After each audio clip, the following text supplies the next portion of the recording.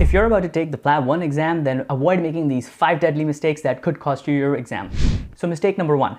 Using the wrong resources. People overthink about how much they have to study for the PLAB 1 exam, and they end up using their medical university textbooks, Oxford handbooks, and 28 different Q banks. None of these are geared towards making you pass the PLAB 1 exam. Instead, you need to minimize the amount of resources you use so you can maximize the revision time you'll have. I recommend using only 2 resources. Number 1, a PLAB 1 preparatory Facebook group, and number 2, a reliable question bank like PLABable. The PLAB 1 preparatory Facebook group is great because you're able to search for posts that discuss questions you might be stuck on. Even if people aren't replying to your posts, chances are the question has already been discussed in the group and you'll find the answer fairly fast. Plus, it helps you connect with other people that are giving the exam, which can be a huge boost. For a Q bank, I could not recommend anything more than PLABable, which I believe to be the best PLAB 1 bank out there. The questions are very reflective of the actual themes you're going to experience in the exam. They're organized in a system-wise fashion. You can also switch over into mock exam mode if you want to go for random questions. You can flag questions that you get wrong, and their answers and explanations have been taken from evidence-based resources like NICE guidelines and patient info. Plus, the interface is super easy to navigate. Also, they've got an app so you can keep doing questions on the fly. So stay focused, PLAB 1 prep group, and PLABable. Mistake number 2. Poor study techniques. Planning is everything, and using evidence-based learning strategies like active recall and spaced repetition will go a long way in helping you pass in the first attempt. Plan how long it's going to take you to do the first read, then plan how long your revision is going to take you, and then plan how much time you're going to dedicate to doing mock exams. Once you have your plan and strategy, you have to stick to it and be consistent.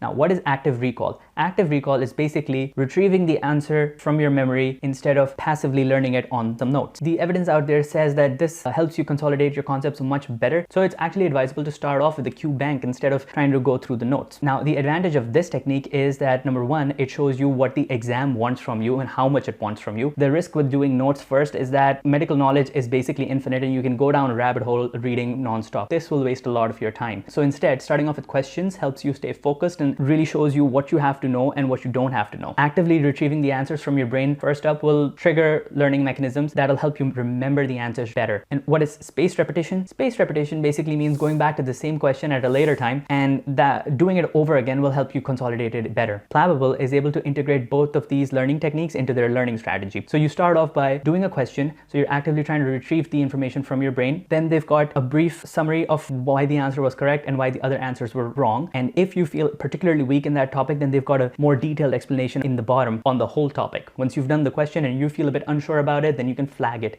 This allows you to come back to it at a later date, which will help you consolidate your concepts. And once you've gone through the whole Q bank in a system-wise fashion, you can set it to a mock mode and then do them all in a randomized fashion, which will add more depth to your preparation. Mistake number 3, taking too long. People psych themselves out by thinking the exam's going to be harder than it actually is and studying for longer than they actually have to. My recommendation is if you are unemployed, don't have any kids, and no other responsibilities, you can put in the long hours for studying. 1.5 months should be enough for you to crank out the exam. If, however, you are working a full-time job on an all-call rota, it might take you 2 to 3 months to get the exam out of the way. If in addition to the job you also have kids to look after, it may take you longer, but hey, what do I know? I don't have kids. But the point is to stay accountable and stay focused and not overdo the timeline, because beyond a certain point you're going to start to burn out and stop seeing returns on the time you put in. So no blanket statements here, but just try to stay as accountable as possible and keep yourself under a little bit of pressure. Mistake number 4, time management. So when we go through the Q banks a couple of times, we get this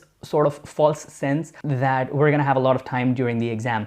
But the reality is it's 180 questions in 180 minutes. So that's realistically speaking less than 1 minute per question. And there will be some questions that you get stuck on for sure. My advice in this situation would be to not overthink the situation, mark the first thing that comes to your mind and move on. I had a friend who failed the exam because they ran out of time and they had to leave 15 questions blank and they only failed by like 4 marks. Imagine being in that situation.